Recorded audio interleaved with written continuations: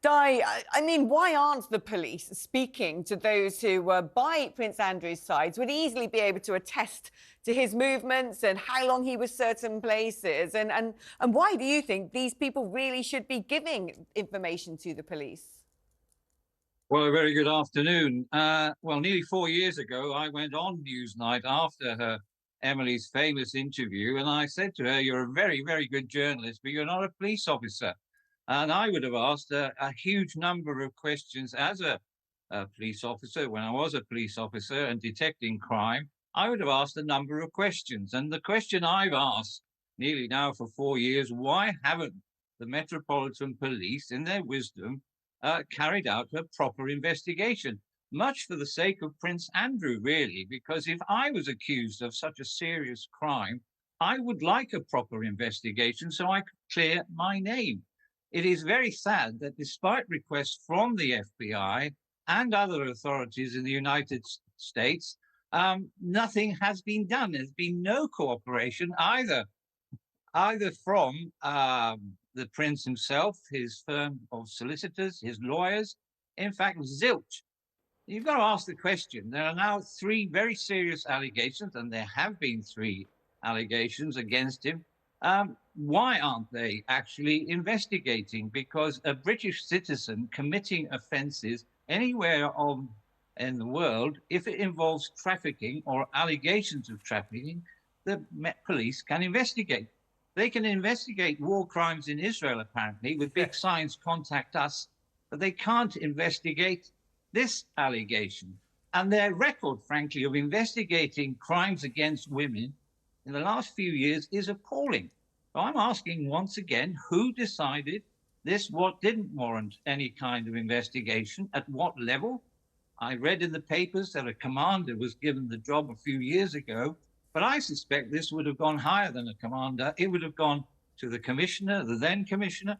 And I'd like to know, did it go higher than that? Who is trying to avoid this investigation? And I say again, Prince Andrew is innocent until anybody can prove criminality. But I also say, if you don't investigate, you won't find evidence. And that's true. And the Met at the moment have an appalling record when it comes to investigating matters involving those who work for royals or did work for the royals.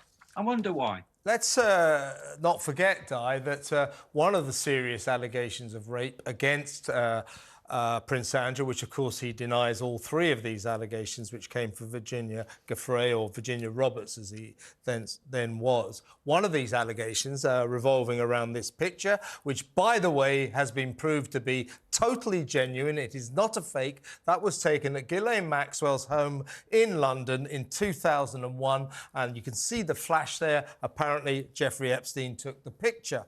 Now Prince Andrew denies this, of course, but is accused of raping that girl in that house that day. Now, add to that over in America, he has given Virginia Giuffre, we're told, $12 million to keep that case out of civil court there.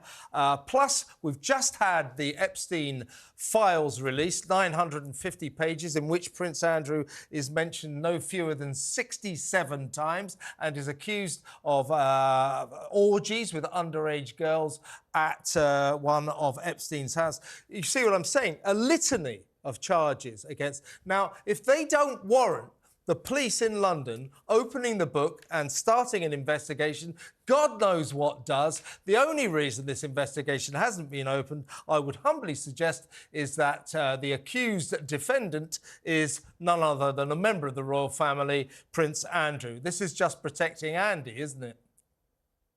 Well, I think you've taken the words out of my mouth. And I'm not speaking out of malice. I'm speaking because if it was you and I, they would be knocking on the door and would have knocked on the door.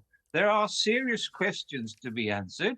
It is everyone's right to remain silent, but then equally it is our right to ask these questions, and if they're not answered, to keep answering them. And again, you've been talking about those in authority. I'm afraid that the great British public, and indeed I, are losing faith with those who are paid an enormous amount of money, both in the Home Office, both in the commissioner and his team, and the former commissioner, Why didn't they insist? I don't know is the honest answer. There are questions to ask. There are individuals to ask. We have been paying this individual hundreds of millions to protect him and to allow him to travel on our behalf around the world. What else is there to ask? What else is hidden? I don't know, but I think it deserves an honest investigation by those qualified to do it. And it shouldn't take months or years, as they normally do these days, before they kick it into the long grass. It should be now. And very briefly, Dai, sources apparently said that Andrew doesn't have the emotional bandwidth to deal with this. He's locked himself away in a room and has no idea how to respond. He's devastated. What's your reaction to that? Well, I'm sorry that he's devastated. Perhaps if he came clean and actually articulated what he did or didn't do, what he knew his friend did or didn't do.